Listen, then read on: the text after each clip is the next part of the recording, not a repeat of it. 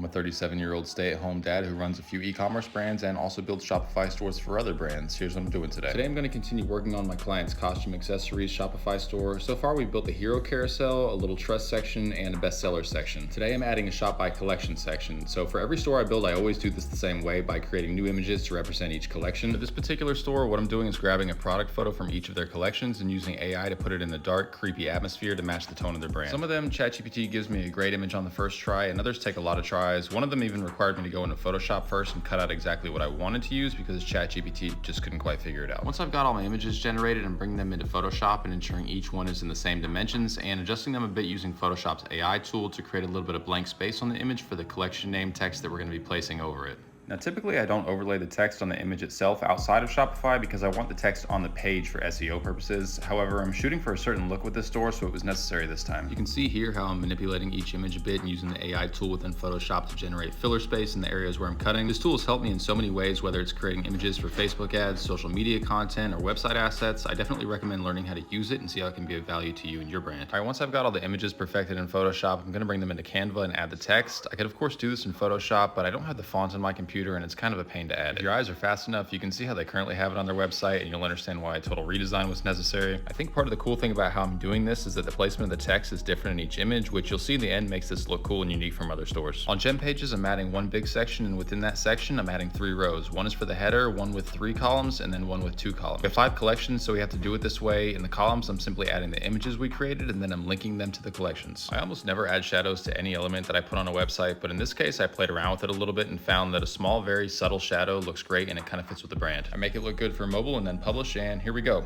And as I'm reviewing this, I do see a few things that I need to adjust, but all in all, this is turning out really nice. Let me know what you think in the comments. If you're doing the same things I'm doing, then give me a follow. And if you need help building your Shopify store, go ahead and send me a message.